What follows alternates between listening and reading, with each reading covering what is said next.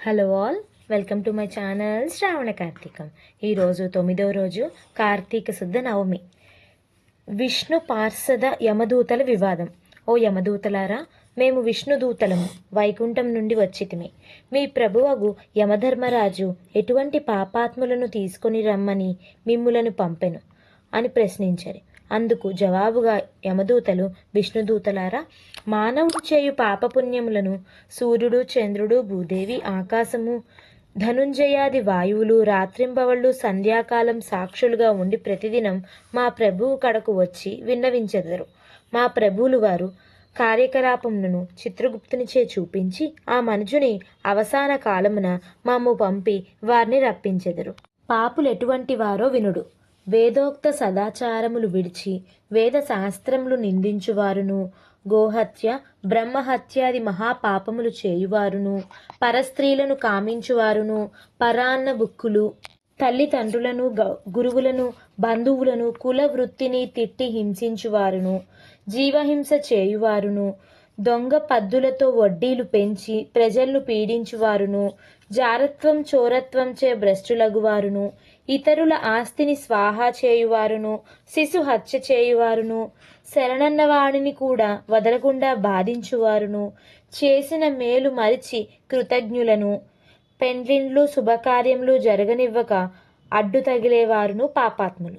వారు మరణించగానే తన కడకు తీసుకుని వచ్చి నరకమందు పడద్రోసి దండింపమని మా యమధర్మరాజు గారి ఆజ్ఞ. అది అటులుండగా ఈ అజామీలుడు బ్రాహ్మణుడై పుట్టి దురాచారములకు లోనై కులభ్రష్టుడై జీవహింసలు చేసి కామాంధుడై వావీవరసలు లేక సంచరించిన పాపాత్ముడు. వీనిని విష్ణులోకమునకు ఎట్లు తీసుకొని పోవుదురు అని అడుగగా విష్ణుదూతలు, ఓ యమకింకరులారా, మీరెంత అవివేకులు! మీకు ధర్మ సూక్ష్మములు తెలియవు.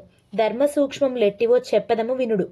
సజ్జనులతో సహవాసం చేయువారును, జప దాన ధర్మము చేయువారును, అన్నదానము, కన్యాదానము, గోదానము, సాలగ్రామ దానము చేయువారును, అనాథ ప్రేత సంస్కారములు చేయువారును, తులసీవనమును పెంచువారును, తాటకములు త్రవ్వించువారును, శివకేశవులను పూజించువారును, సదా హరినామస్మరణ చేయువారును, మరణకాలమునందు నారాయణ అని శ్రీహరిని గాని, శివ అని శివుని గాని స్మరించువారు గాను, తెలిసి గాని తెలియక గాని మరే రూపము గాని హరినామస్మరణ చెవిని పడిన వారును పుణ్యాత్ములు. కాబట్టి అజామీలుడు ఎంత పాపాత్ముడైనను మరణకాలమున నారాయణ అని స్మరించుచు చనిపోయాను గాన మేము వైకుంఠకు తీసుకుపోవడానికి వచ్చేదము అని పలికిరి.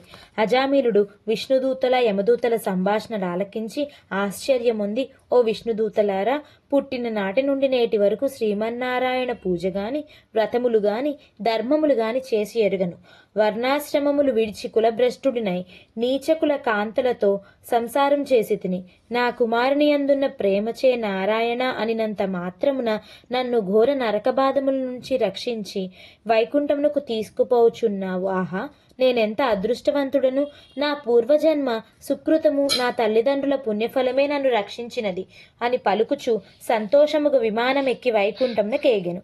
కావున ఓ జనక చక్రవర్తి, తెలిసి గాని తెలియక గాని నిప్పును ముట్టిన ఎటుల బొబ్బలెక్కి బాధ కలిగించినో అటులనే శ్రీహరిని స్మరించిన ఎడల సకల పాపములు నశించి మోక్షము నొందెదరు. ఇది ముమ్మాటికి నిజము. నవమాధ్యాయము 9వ రోజు పారాయణ సమాప్తము.